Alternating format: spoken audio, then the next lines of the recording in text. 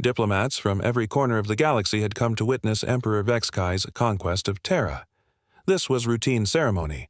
The powerful emperor would declare ownership, the weak planet would submit. Billions of beings watched the live broadcast. "This planet is ours," the emperor announced with majestic authority. Everyone expected human fear and submission, but when human leaders appeared on screen, they laughed. Just laughed. In that moment, galactic history began to change. The ceremony was broadcast across 47 star systems. Representatives from every major civilization had gathered aboard the diplomatic vessel Eternal Witness to observe Emperor Vex'kai's latest conquest. For 3,000 years, these ceremonies had followed the same pattern. The emperor would arrive with overwhelming force, demonstrate his power, and claim the planet. The local population would submit, offer tribute, and join the Draken Empire. "Another primitive world falls," commented Ambassador Threx of the Centauri Alliance, his crystalline form pulsing with satisfied patterns. "The 501st conquest," noted Trade Minister Flux.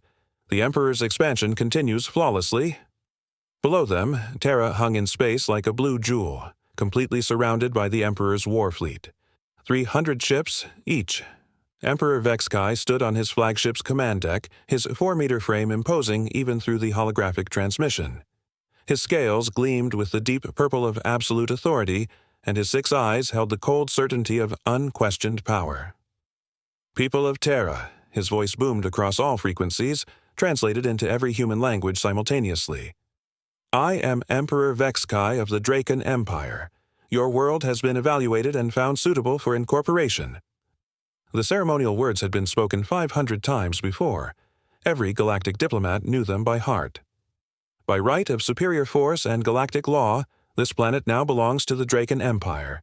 You will submit to Imperial authority, provide tribute as determined by our assessors, and accept integration into our civilization."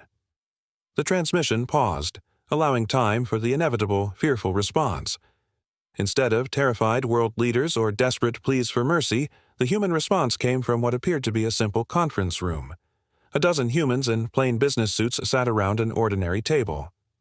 "Thank you for your message, Emperor Vex'kai," said the woman at the head of the table, her tone polite but casual. "We've reviewed your proposal and have some concerns about the terms." The watching diplomats stirred uneasily. This wasn't the expected script. "Perhaps we could discuss alternative arrangements," continued another human. "We're always open to mutually beneficial partnerships." Then something unprecedented happened. The humans began to chuckle, quietly at first, then with growing amusement. "I'm sorry," said the lead negotiator, barely suppressing laughter. "It's just that your timing is rather poor. We're quite busy this century." Emperor Vex'kai's scales shifted to the orange patterns of confusion among his species. In 3 millennia of conquest, no species had ever responded with amusement. "Perhaps you misunderstand," he said, his voice carrying a dangerous edge. "This is not a negotiation. This is a declaration of ownership. Submit, or face the consequences." The humans exchanged glances around their table. Then the woman spoke again, her voice patient as if explaining something obvious.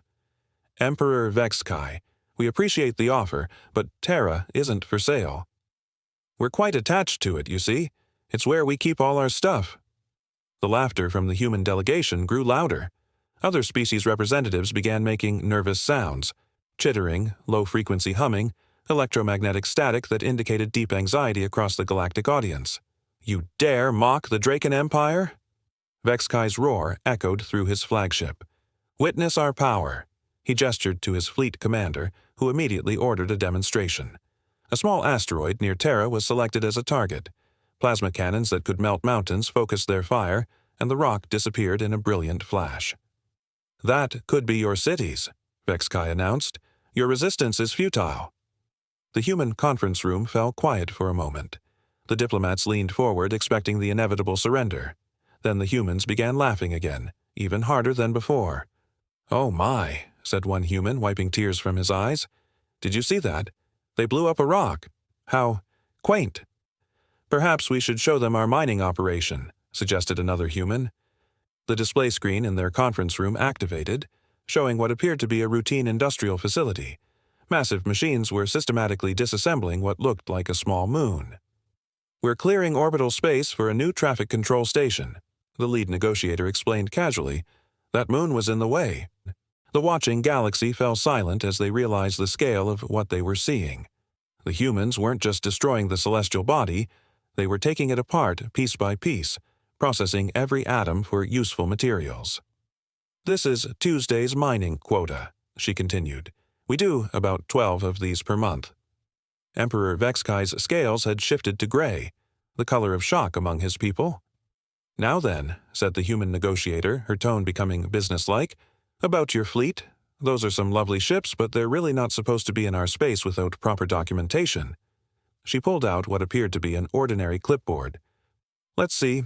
Unauthorized military vessels in sovereign territory, failure to file diplomatic credentials, and—" She squinted at the form. "Oh dear, it looks like your registration fees are about 500 years overdue." The Emperor's flagship suddenly shuddered as tractor beams locked onto it, not from other ships, but from what had appeared to be empty space. "What is happening?" Vex'kai demanded. "Standard impoundment procedure," the human replied cheerfully. "Don't worry, you can reclaim your vessels once the paperwork is sorted. Should only take a few decades." As Emperor Vex'kai's mighty fleet was systematically corralled by invisible human technology, the galactic audience watched in stunned silence.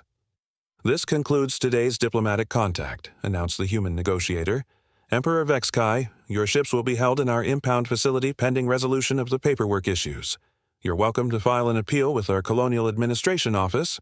She smiled pleasantly at the camera. "Office hours are Tuesdays and Thursdays, 9 to 5, Terra Standard Time. Please bring proper identification." The transmission ended, leaving billions of galactic citizens staring at blank screens. Ambassador Threx was the first to break the silence, his crystalline form flickering through rapid color changes of disbelief. They impounded an emperor. The most powerful military force in the known galaxy had just been treated like illegally parked vehicles, and the humans had done it while laughing. Word spread quickly through galactic civilization.